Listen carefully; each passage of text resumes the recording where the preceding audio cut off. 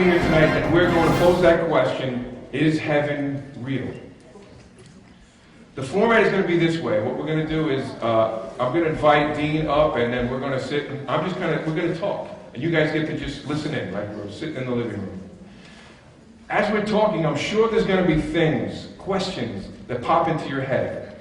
So that's why we gave you the paper and the pencil, or pen, to write down what your questions might be. Because after we kind of speak, and maybe we'll answer some of the questions that you have that you even brought, maybe not. Maybe we'll just wind up opening up more questions based on what's talked about. So write them down, because after we get done speaking, we're going to set aside a really long period of time for you to answer your questions. And if we can, and you guys don't mind staying, we'll stay here as long until the last person's questions get answered. Okay, we're not in a rush. We really don't think there's anything more important that we can discover than what happens to us after we die. Okay, serving breakfast? I don't know, bagel store's right down the road. If anyone makes it run, they're open 24 hours, right? Okay.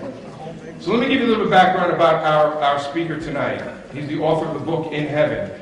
I had saw Dean actually on TV. He was doing a TV interview with somebody. I was just caught by the whole subject, which I'm sure you are too. That's why you're here. And I just sensed just a genuineness from Dean. And I wound up purchasing his book. And I read his book, and all it did was create a desire in my heart to see if I could get him to fly from Tacoma, Washington to here, to be able to speak to us about these. Okay, let me tell you a little bit about Dean. Again, I said Dean resides actually in Tacoma, Washington. He has a bachelor's of science in the social science. He has a master's in counseling. He's actually a retired Air Force Master Sergeant. He worked as a juvenile rehabilitation counselor for King County, which is in Seattle, Washington. So his life has always been about working with kids, actually troubled youth, really. He served on numerous committees, actually locally and on the national level, addressing issues of how do we better serve and rehabilitate kids who get caught up in mental health situations and also drug and alcohol abuse. I think that's probably it. I mean, we can go on more, but I'd like to introduce Dean Braxton. Okay. Well, thank you for inviting me out here, and I'm glad to see everyone here too, along with James. This is really a lot more than I thought would show up tonight, to be honest with you. Which tells me there that you really are interested in this subject of knowing what's going to happen to a person after they leave this body. You know, and I'm probably one of the few people that's had that experience and come back and tell you. And I know why, because majority of the people that have this experience and have an opportunity to go where I go, they do not want to come back here. You see, because you're all ugly or anything like that. But where that place is much more better than you could ever imagine in your own thinking. And so, and even myself, before we really get started, you got to understand, I did not volunteer to come back. It was not a volunteer assignment.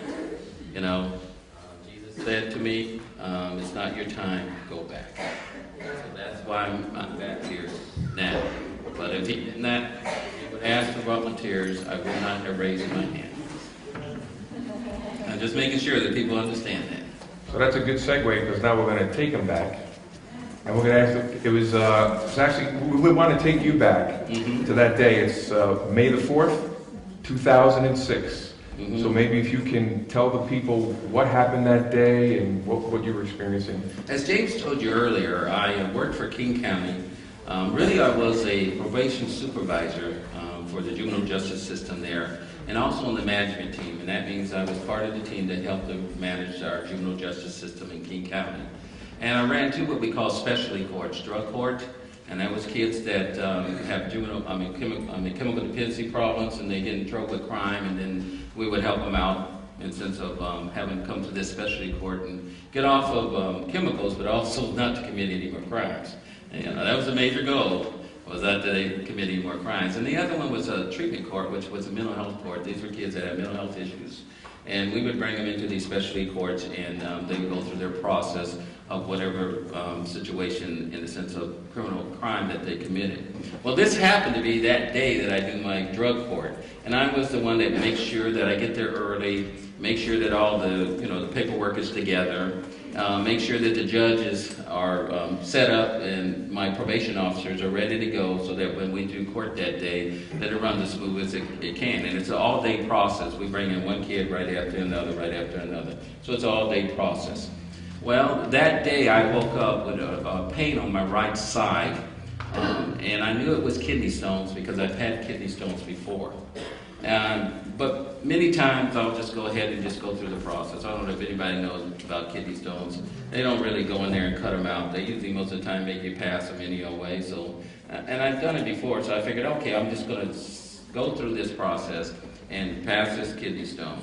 And I went ahead, gone to work. Work is about 45 minutes from my house, drove there, got there, and the pain just seemed to get worse and worse as I got closer and closer to work, And as I entered into the building, how we have those metal detectors. We have those metal detectors. So I entered into the building. And as I entered into the building, it seemed like this is not going away, and I don't know why. So I thought if I rest for a while, do some other things, maybe it would. It didn't. And then finally I just said, no, I cannot handle the pain anymore. And I left work, came back home, and then finally ended up in the emergency room. And when I went into the emergency room, I told them that it was kidney stones right off the bat, because I knew what they were. They put me into a room, they diagnosed this, they gave me the x-rays, and they came back and said, no, you have not only one kidney stone that was stuck up on the right side, which was causing the most pain, but you literally have a bunch of kidney stones on both sides of your kidneys. And so they decided that they would offer that they would blast the stones. Any of you ever had kidney stones? Anybody out there? You don't want to raise your hand, do I? Well, you that never had it, and the males will probably never have grasp that the women can. Now, I don't know if this is true or not, but I've been told it's like being pregnant and having a baby. Now, that's what I've been told.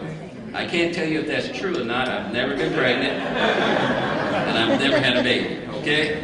So, but that's what I've been told. And so the doctor decided that since their machine for blasting kidney stones goes around from the local hospital to hospital to hospital. They don't have it in one hospital.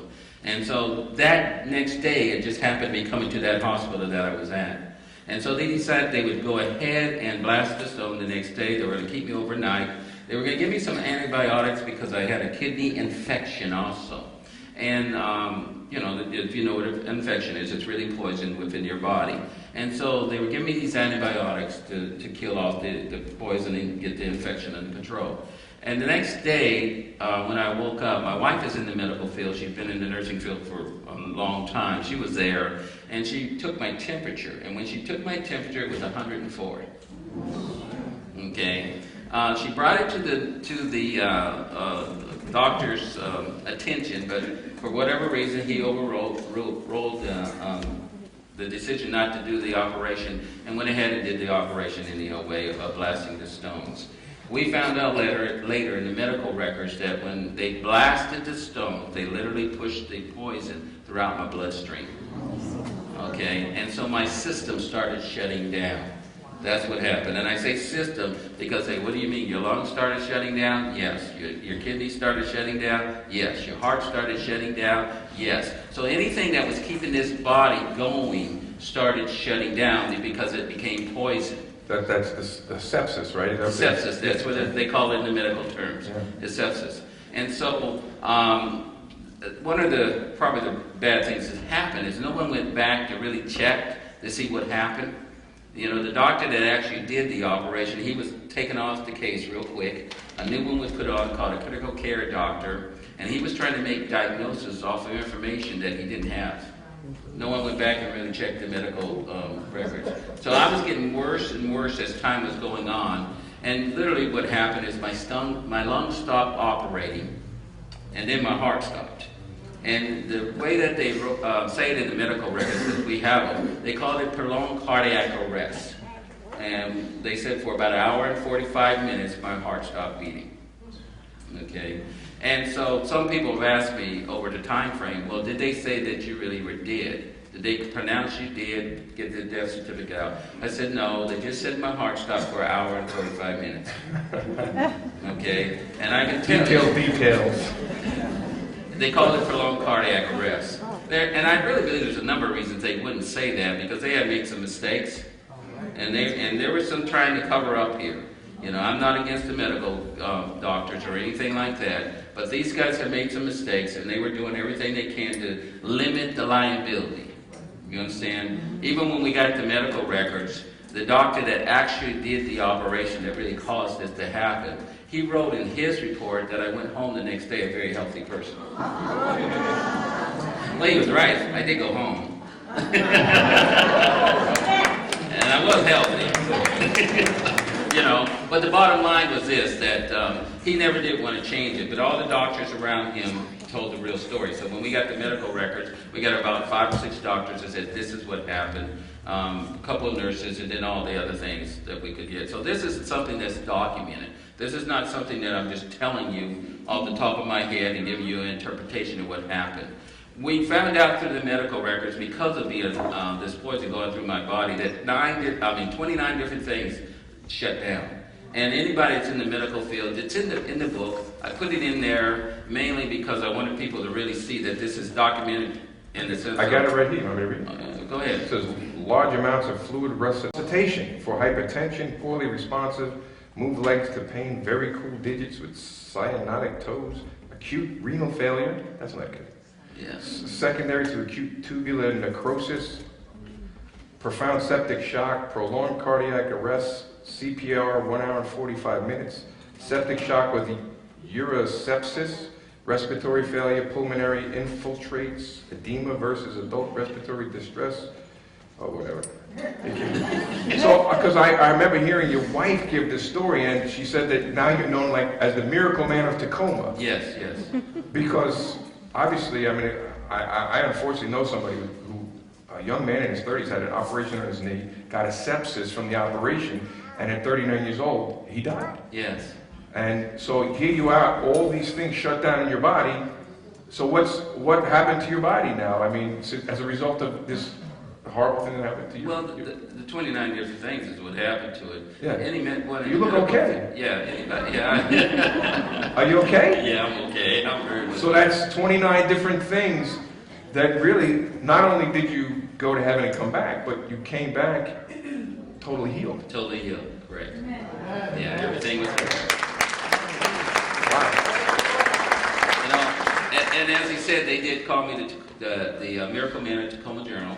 Now, the hospital this happened at was in Tacoma Journal. It was another hospital. I was transferred to Tacoma Journal because I had to be put on 24-hour kidney dialysis because my kidneys were not working at the time when they transported me over there. So, yeah, they said that. And when after it happened, you know, the nurses came up to me and said, we usually have poor outcomes with these type of cases.